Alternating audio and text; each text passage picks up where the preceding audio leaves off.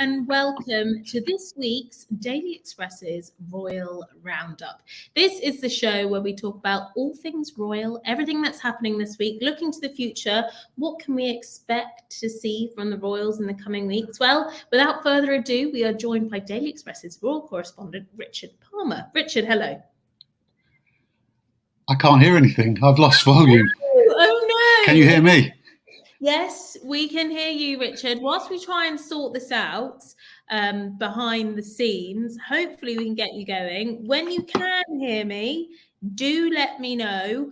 But we've got lots to talk about this week. We've got the news that Harry and Meghan are coming back to the UK. We want to know what you think about it. So if you do have any comments or any questions about it, then pop it in the links below in the comment sections, and then we can get them answered for you. We do know that they're coming back for a couple of charity events. It's rumoured that they won't be seeing the Cambridges, and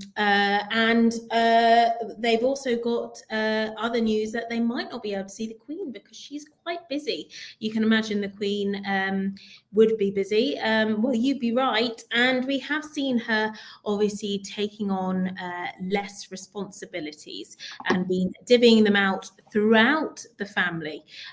So there they are, the Cambridges. I'm not sure if Richard can hear us yet. I don't think that he can, but we're going to carry on regardless. So there they are, the Cambridges on the balcony, and they also have got some news for themselves. Apparently, the Cambridges aren't having a nanny this year. Well, it was obviously very fortunate enough if you do have a nanny, and I can imagine lots of people with the cost of living crisis wouldn't be able to have a nanny. But the Cambridges have been known to have a nanny in the past, and they won't be having a nanny now.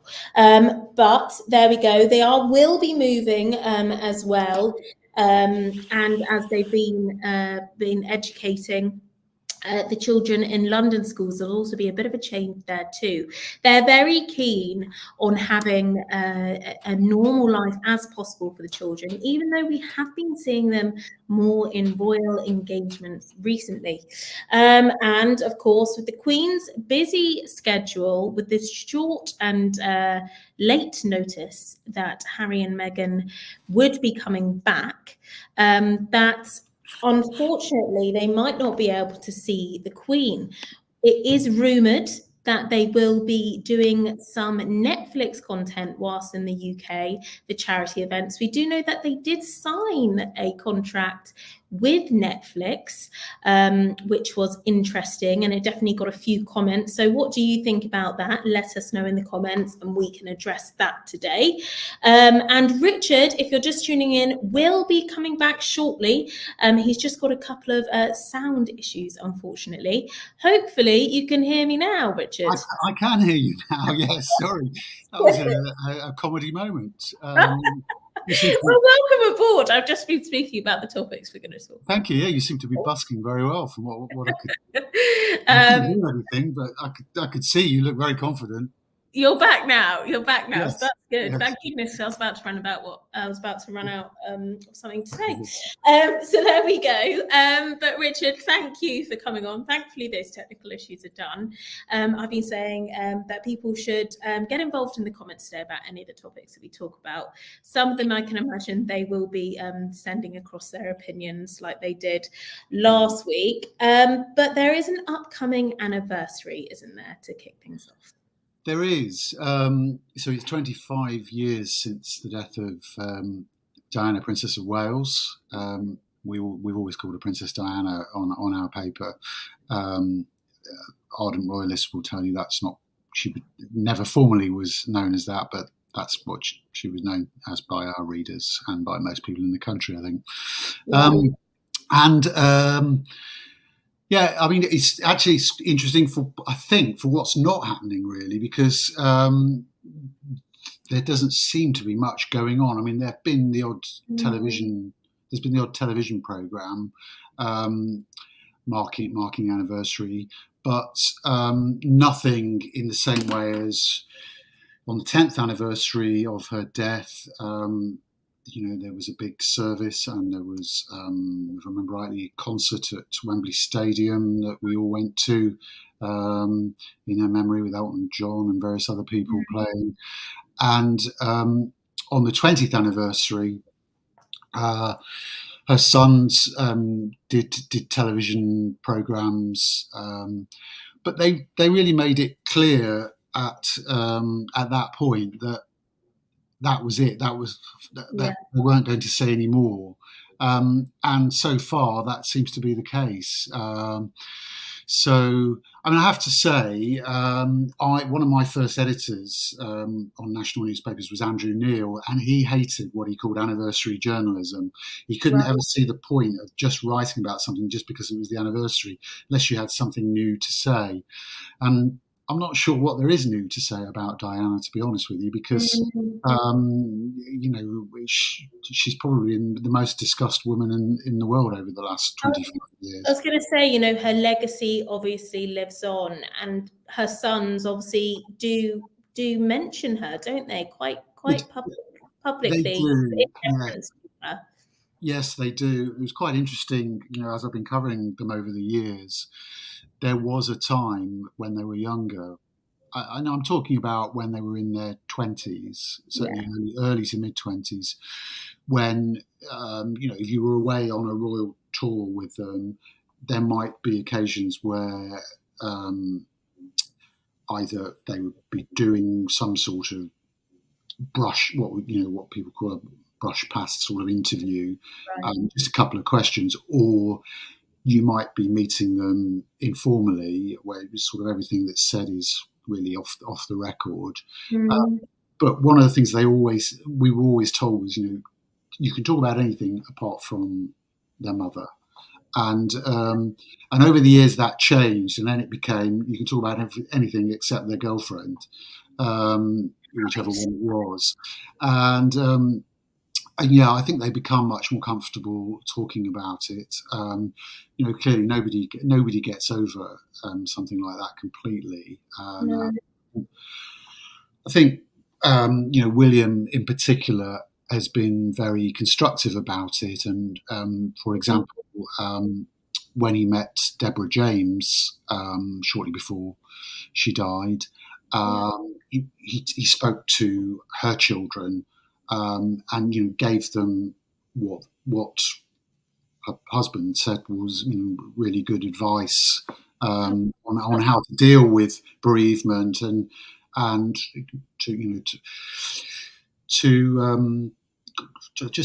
cope with it, really, and not just now but in the future, I think. And that played a big part in their relationship over the years with the media. Yeah, of course it has, and I think they've dealt with this in different ways. I think, both of them, I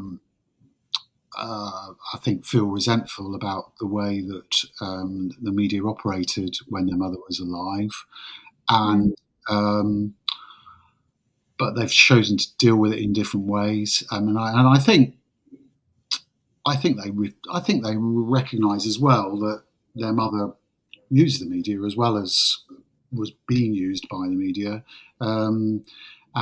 They certainly, William, I think, does recognise that his mother took advantage of the media at times as well, of the media attention, and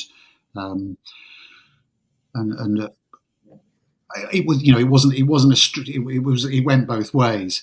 Harry, I think, has not come to terms with his grief in the same way, and is we know, grief is so personal, isn't it?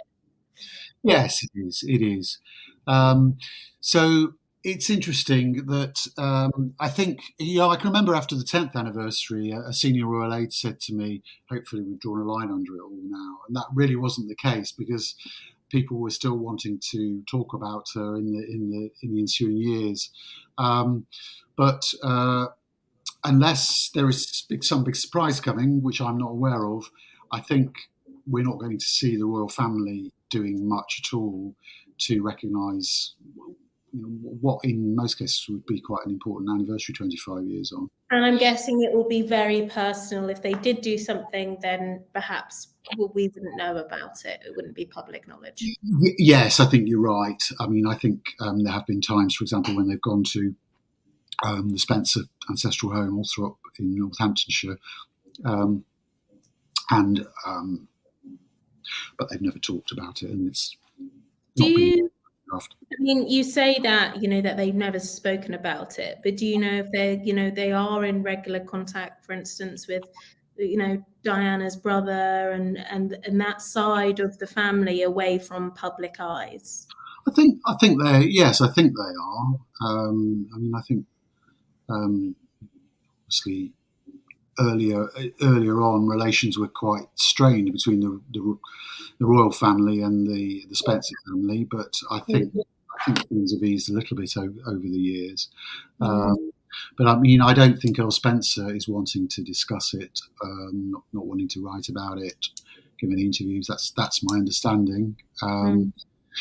So, and yet the royal family is still shaped by Diana, isn't it? Really, it's we see every day, I think, how it changed as a result of her, and we see it, yes, in the legacy of her two sons and the Diana Award, the charity that was set up. Yeah, I was going to say, obviously, they're all their charity work as well.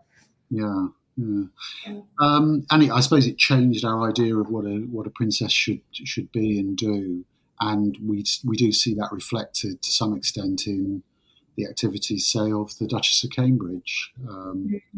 There were things that were deemed too close to the bone for members of the royal family to do before Diana, and she did them, and like the landmines campaign, whatever, upset quite a few politicians.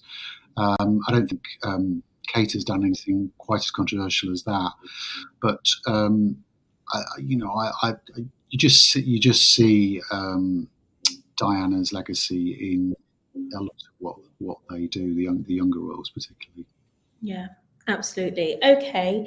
Well, when that anniversary does come about, as you said, we doubt we'll hear anything publicly, but nevertheless, she lives on through lots of conversations. Even when I talk about the royal family, with my mum and stuff, she'll always mention Princess Diana. So legacy definitely does live on, but we're going to move on from that now. And obviously there was some other royal news this week. To what extent, this would come up within the royal news bracket, but nevertheless, they are still part of the royal family. Harry and Meghan are coming back to the UK, and they've planned another visit. There they are, for some charity events, if I'm right, Richard, or is it Netflix? Yes, yeah, they are. They've got some various charity events in the UK, and also a trip to Germany to mark 1 year to go before the Invictus Games in Dusseldorf in 2023. So, I think there's less interest in what they're doing with the charities these days, because they're not working members of the royal family. I don't know, they're just a lower profile. But it's the interest for us, I think, for me anyway, is always how does this impact on the remaining working members of the royal family, and the how does it impact on the rift between the Cambridges and the Sussexes, and indeed the Sussexes and some other members of the family, or certainly the strained relations. So those inevitably were some of the first questions that I and other reporters started asking, and I wouldn't say there's anything definitive, but what I found really interesting was that, it seems pretty clear at the moment that there is no intention on the part of the Cambridges to meet up with the Sussexes while they're back. And I've also picked up in some other reporting that the Sussexes don't particularly envisage making time for that. Yeah. So, all that the signs are that though the relationship is still very strained. As much as some people would like them to mend fences, build bridges, whatever cliche you want to use, it's not really happening at the moment. And I think one of the reasons why it's not happening is the prospect of Prince Harry's memoir coming out in the run-up to Christmas. I mean, he has said it's very truthful, hasn't he? That is what's been said. So to what extent, really? Well, I think there's the fear inside the royal household that it's going to reopen all of those wounds again, and very publicly. And for that reason, I think there's a lot of suspicion about the Sussexes, and I think people are on tenterhooks. They worry about what's going to be in that book and what it means for the royal family. I mean, do you genuinely think the Cambridges are worried about what's going to be in that book? I think so. Yes. Yeah. Right. Okay. I mean, if you want to, I don't know if you're ready to move on to another topic, but it's sort of a related topic. Yes. The thing that we've highlighted, amongst others, is that assuming that they come back and stay at Frogmore Cottage, which they've extended the lease on, they're going to be a really short distance, 5-minute walk, maybe from 5 to 10-minute walk away from the Cambridges, who are due to move in fairly soon to a new place on the Windsor estate, Adelaide Cottage. It's one of those things where it's not been formally announced, and certainly... Is that Adelaide Cottage that we can see right now? That's not. No, that looks like Kensington Palace. That looks rather bigger than a cottage. Yeah, that's Kensington Palace, and those are the Diana Gates. I think I'm right in saying. And that's where fans of Diana, the sort of really arch fans, will gather on August 31st, on the anniversary of her death, to drape flags and pictures of her and cards. I think the numbers have dwindled over the years, but there's still quite a healthy group of people who turn out every year to pay tribute to the memory of Diana. What are we looking at a picture of now? We're looking at a picture of the royal family. We're looking at a picture of the royal family.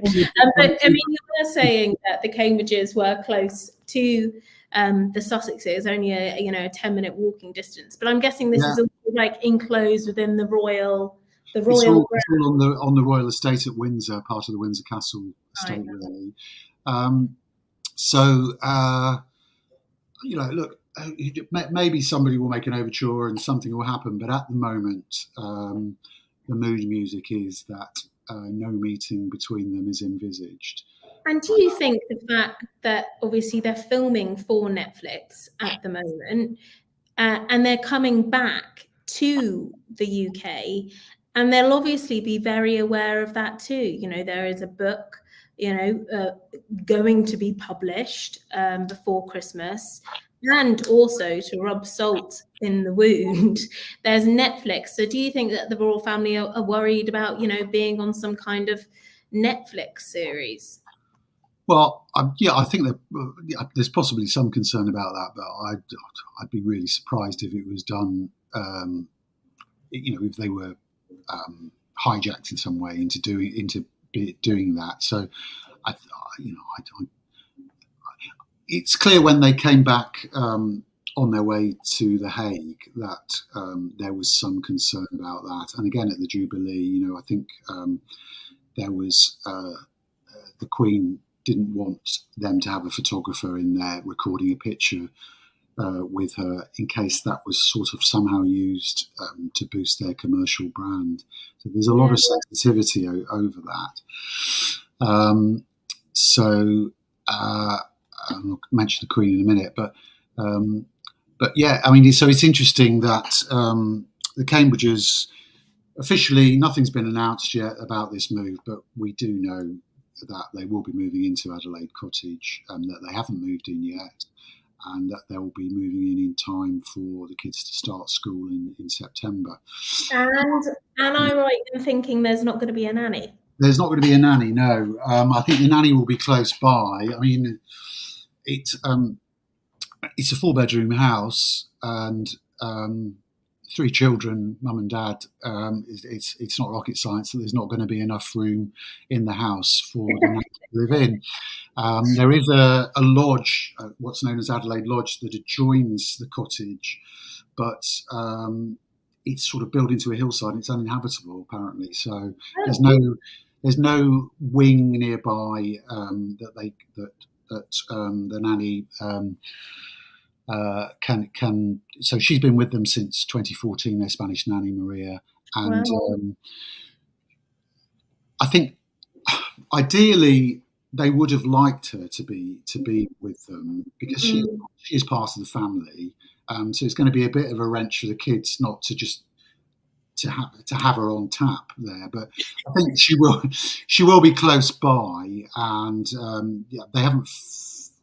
Last I heard, a couple of days ago, they hadn't found any accommodation for her yet, but they will do. So she'll be somewhere pretty nearby. And these nannies, they don't come cheap, do they, Richard? They are the top of the range nanny. Oh, absolutely. She's an all-in nanny. Absolutely. She.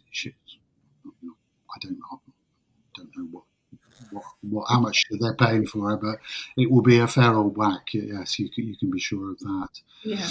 And I think one of the interesting things for me was that, as I say, clearly they would have liked to have had it with them if they could, and they had various options.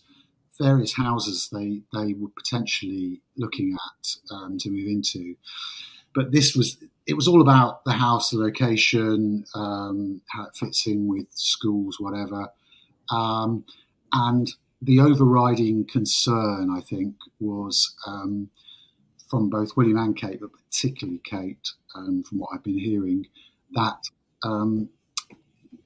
they want their kids to have as normal an upbringing as possible. Mm-hmm. It sounds a bit weird when you say that because they're going to be living on this royal estate with armed security patrolling the perimeters.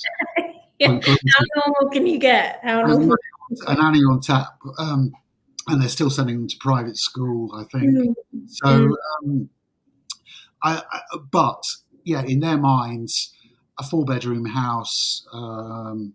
In Berkshire, near where Kate grew up, that's normality compared to Kensington Palace, where they've got a 21-room apartment, which is a little cheap. It's had £4.5 million of taxpayers' money spent on it to become their official residence.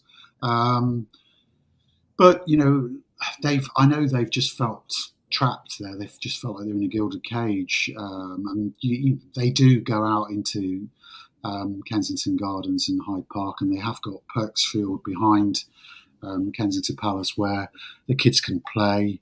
They've screened off the playing field at the back of the main house, part of the palace, so that gave them a bit more privacy for the kids to play on their bikes and whatever and play sport. And they just felt trapped. They felt trapped there. How big was this patch? Sorry, say that again. How big is this patch that they had outside Kensington that's now been closed off? Oh, well, it's probably the size of a lot of people's local parks. It's. Okay. So it's not. We're not talking about little small courtyards. No, we're not. No, we're not talking. I mean, there is a courtyard in front of where they live, apparently, but no, it's a big field behind. The palace is sort of divided. There's a public part of Kensington Palace which is open to tourists, and you can go and see where Queen Victoria lived and when she was a princess, and see all sorts of really fascinating historical things. And that's all run by historic royal palaces. And then on the other side is the private parts of the palace where the various parts of the family live. And that is very much off limits to the public. So given all of these renovations and how much it cost in the first place to get it all done, what's going to happen now to the space? when they move out? Well, it will remain their official residence, as Right. I understand it. I mean, it will, and then I think when William becomes Prince of Wales, it will remain their official residence. That's always been the plan.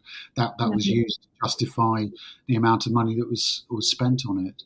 And what I'm told is that the move to Windsor will not cost the taxpayer anything, and I suppose I was a little sceptical about that, because you do find, as you found when they moved to Animal Hall, the taxpayer didn't pay for their move to Animal Hall, their country residence, which again I believe they're going to keep. So they're going to have 3 places.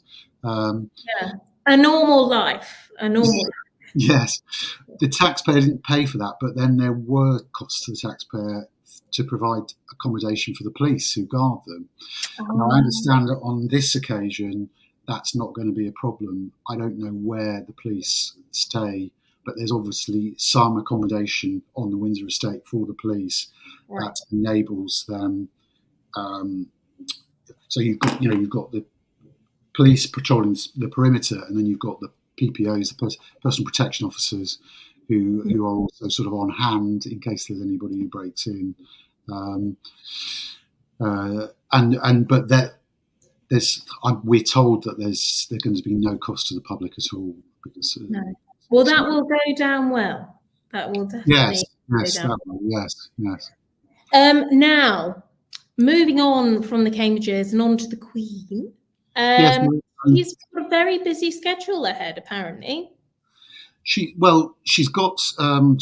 enjoying some time up in Balmoral at the moment, and it's never quite call it a holiday, because she's still got her red boxes to go through every day with state papers, and there will be official visitors.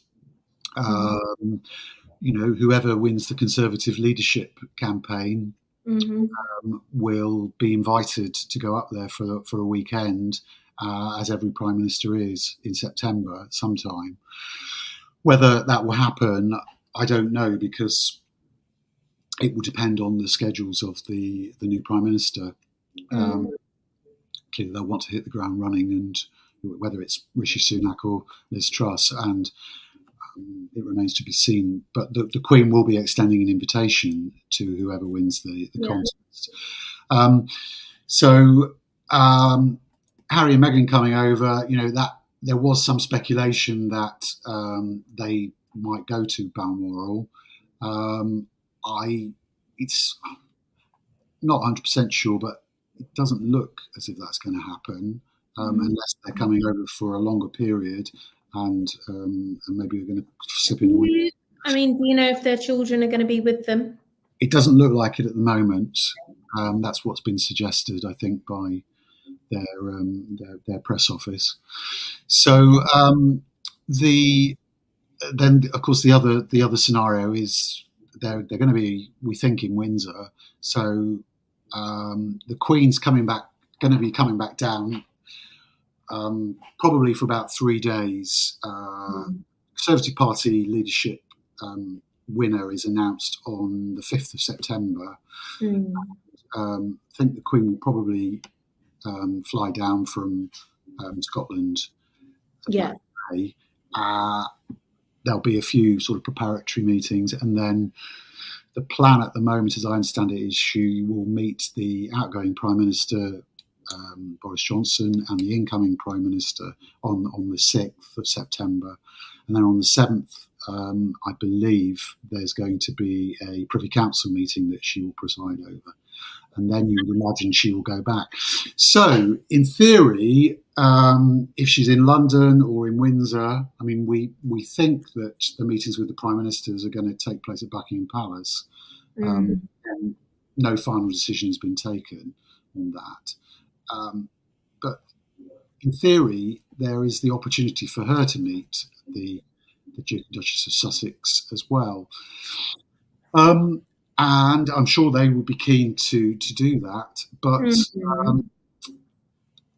the sort of, again, it's not, I think there is tension in amongst the people who advise the Queen about Harry might say in his book. So I don't think necessarily that the advisors are particularly well disposed to him at the moment. But I don't think it's being ruled out, and I don't think the Queen is necessarily sort of trying to throw shade and say, I'm too busy to see you, Harry. Right. But, there is a suggestion anyway that there are a lot of moving parts, as one source said, and it may be difficult for her to fit in a meeting with her grandson and his wife while they're over. Understandable. She's a very busy woman. So there we go. But no, I'm sure we'll hear about it when they do arrive. And we do know that the Queen does enjoy politics, even though she doesn't let her political views be heard, obviously. She's going through the red boxes and stuff every day, and has that always been the case, Richard, that she's been involved? Yeah, I think she really enjoys the gossip politics. She likes to be up to date, and she is kept pretty well informed from what we understand about goings on behind the scenes at Westminster. So I'd love to know what she really thinks. And I think people say that she's got a really good grasp of the policy issues that are described in the paperwork. You might think at 96, she might just think, I've got another box full of papers, just tick that. But from what that ministers have said in the past, that they were just surprised at how much she was on top of the brief. And although she's never been a politician and never had to take those tough decisions that politicians have to take, she can give certainly prime ministers and privy councillors she meets the benefit of all the experience of dealing with all those statesmen and stateswomen that she's encountered over the years. Yeah, she certainly can bring a wealth of experience. Okay, well, looking on to the rest of the week, obviously they've got the Commonwealth Games and everything. What else can we expect to see from the Royals now that it's August? They obviously do have summer leave, etc., etc. But what can we expect to see? Yeah, I mean, the Commonwealth Games is all done, really, and there's not, in short, not a lot, I don't think. I mean, we have heard today that we've got something to look forward to in September when Duchess of Cambridge is going to be doing something with Roger Federer. She's the Laver Cup, named after Rod Laver, is coming up in sort of late September in London at the O2, I think, and She and Roger Federer have joined together in this campaign to raise money for vulnerable children. To a couple of organisations she supports, and so the final practice day before that tournament, involving Team Europe and Team World, some of the biggest names in tennis, before that takes place, all the big names are going to be there on the final day of practice. It's going to be open to the public, and the ticket sales, all the proceeds will go to the two charities that she's supporting. I can imagine they'll be selling for quite a high price point then. Yeah, I don't think, unfortunately, that the crowd are going to see her there. I made a slight mistake this morning tweeting when the announcement was made. So she's not going to be at the practice day, but she and Federer are going to be doing a separate thing that is sort of allied to it, where they're going to be playing tennis with a bunch of kids from about 8 years up, 8 to 16, right, 8 to 15 or 16, somewhere in East London, really to sort of promote and highlight the link between their charity push and the tennis that's taking place on September the 22nd. Okay, so she is obviously a fan favourite, Kate, so I'm sure that will go down well. And then other than that, it's all a bit quiet. It is a bit quiet, yes. Yeah, I mean, the Prince of Wales and Duchess of Cornwall are up in Scotland, as far as we know. Certainly Prince Charles is, and I think Andrew and Fergie have been up there. Edward and Sophie. Andrew and Fergie together go as a Yeah, pair. I think so. I mean, they normally go there the first week that the Queen's in residence at Balmoral. So that's the slot. And I think, as I mentioned before, what used to happen when Prince Philip was alive was that Fergie used to vacate the castle just before he was about to arrive, so that they weren't ever in the same room together. Oh dear! Yeah, I mean, you got to laugh, haven't you? It's funny. It is funny. Families, complicated. Okay then. Well, thank you, Richard, for coming on. And sorry about the technical difficulties at the beginning. We did get him in the end. My little royal monologue. I hope you will find it. We should have done it by semaphore or something. Yeah. But we will be back next week, hopefully with some more royal news. We shall see. Shall see what's in store for us. I'm sure we'll be hearing lots of people voicing their opinion over the next couple of weeks with Harry and Meghan coming across. But do let us know, and you can catch up with all the highlights over on our Twitter, Instagram, Facebook. It's all there, and keep an eye on site as well, as we do all the highlights from today's Royal Roundup on there too. Richard, thank you, and we'll catch you next week. Thanks a lot, Pandora.